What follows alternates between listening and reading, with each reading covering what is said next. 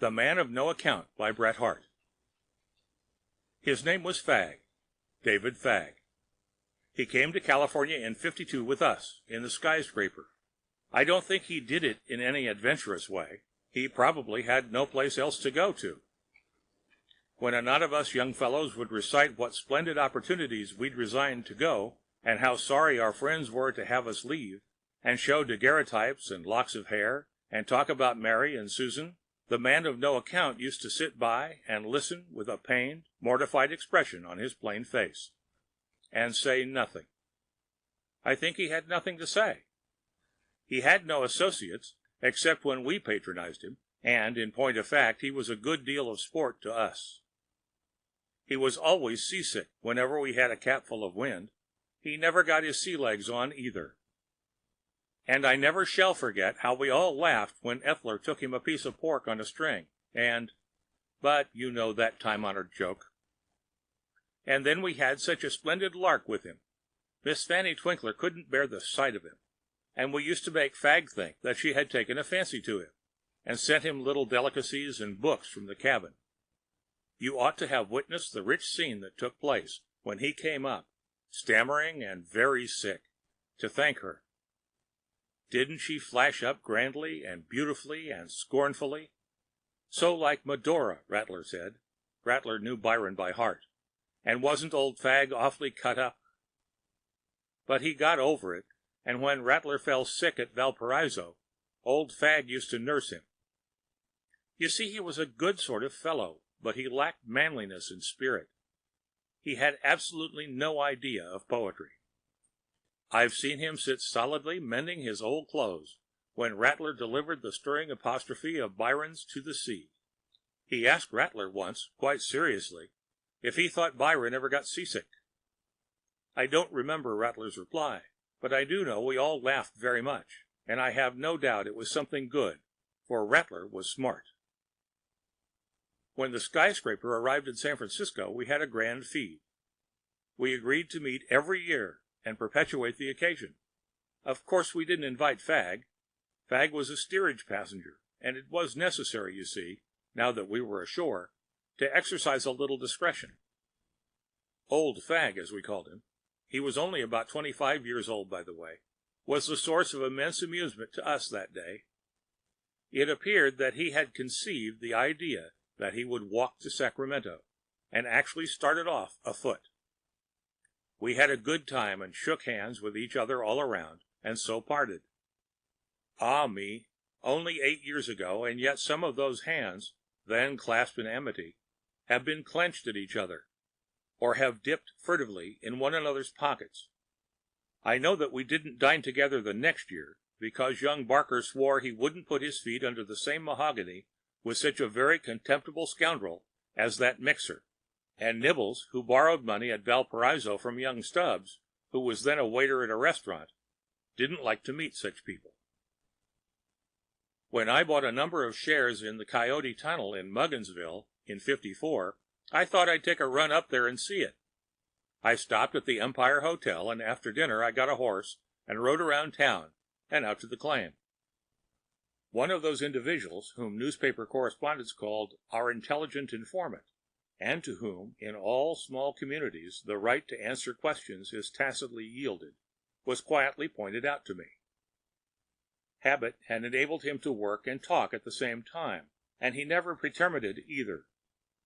He gave me a history of the claim, and added, "You see, stranger," he addressed the bank before him, "gold is sure to come out of that there claim." He put in a comma with his pick. "But the old proprietor," he wiggled out the word and the point of his pick, "warn't of much account," a long stroke of the pick for a period. "He was green, and let the boys around here jump him." And the rest of his sentence was confined to his hat, which he had removed to wipe his manly brow with his red bandana. I asked him who was the original proprietor. "His name were Fagg." I went to see him. He looked a little older and plainer. He had worked hard, he said, and was getting on so-so. I took quite a liking to him and patronized him to some extent. Whether I did so because I was beginning to have a distrust for such fellows as Rattler and Mixer, is not necessary for me to state. You remember how the Coyote Tunnel went in, and how awfully we shareholders were done? Well, the next thing I heard was that Rattler, who was one of the biggest shareholders, was up in Mugginsville keeping bar for the proprietor of the Mugginsville Hotel, and that old fag had struck it rich, and didn't know what to do with his money. All this was told to me by Mixer, who had been there settling up matters, and likewise that fag was sweet upon the daughter of the proprietor of the aforesaid hotel. And so, by hearsay and letter, I eventually gathered that old Robbins, the hotel man, was trying to get up a match between Nellie Robbins and fag. Nellie was a pretty, plump, and foolish little thing that would do just as her father wished. I thought it would be a good thing for fag, if he should marry and settle down, that as a married man he might be of some account. So I ran up to Mugginsville one day to look after things. It did me an immense deal of good to make Rattler mix my drinks for me. Rattler, the gay, brilliant, and unconquerable Rattler, who had tried to snub me 2 years ago. I talked to him about old fag and Nellie, particularly as I thought the subject was distasteful. He never liked fag, and he was sure, he said, that Nellie didn't. Did Nellie like anybody else? He turned around to the mirror behind the bar and brushed up his hair. I understood the conceited wretch. I thought I'd put fag on his guard and get him to hurry up matters. I had a long talk with him. You could see by the way the poor fellow acted that he was really stuck. He sighed and promised to pluck up courage and hurry matters to a crisis. Nellie was a good girl, and I think had a sort of quiet respect for old fag's unobtrusiveness, but her fancy was already taken captive by Rattler's superficial qualities, which were obvious and pleasing. I don't think Nellie was any worse than you or I. We are more apt to take acquaintances at their apparent value than their intrinsic worth. It's less trouble, and except when we want to trust them, quite as convenient. The difficulty with women is that their feelings are apt to get interested sooner than ours, and then, you know, reason is out of the question. This is what old fag would have known had he been of any account, but he wasn't, so much the worse for him. It was a few months afterward, and I was sitting in my office, when in walked old fag.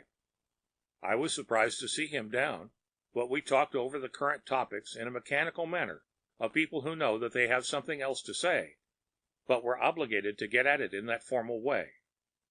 After an interval, fag, in his natural manner, said, "I'm going home." Going home? Yes, that's it. I think I'll take a trip to the Atlantic States. I came to see you, as you know I have some little property, and I have executed a power of attorney for you to manage my affairs. I have some papers I'd like to leave with you. Will you take charge of them? Yes, I said, but what of Nellie? His face fell. He tried to smile, and the combination resulted in one of the most startling and grotesque effects I have ever beheld. At length he said, "I shall not marry Nellie. That is," he seemed to apologize internally for the positive form of expression, "I think that I had better not."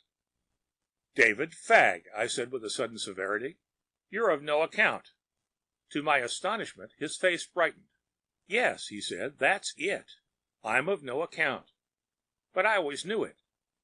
You see, I thought Rattler loved that girl as well as I did, and I knew she liked him better than she did me, and would be happier, I dare say, with him. But then I knew that old Robbins would have preferred me to him, as I am better off, and the girl would do as he said. And you see, I thought I was kinder in the way. So I left. But," he continued, as if I were about to interrupt him, "for fear the old man might object to Rattler, I've lent him enough to set him up in business for himself in Dogtown. A pushing, active, brilliant fellow, you know, like Rattler, can get along, and will soon be in his old position again. And you needn't be hard on him, you know, if he doesn't. Good-bye." I was too much disgusted by his treatment of that Rattler to be at all amiable, but as his businesses were profitable, I promised to attend to it, and he left. A few weeks passed.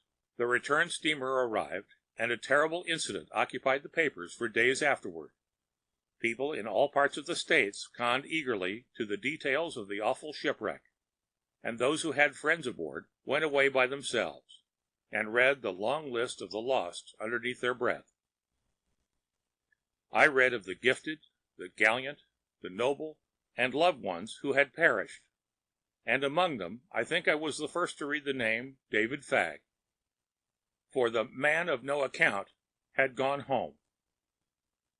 End of The Man of No Account by Bret Harte.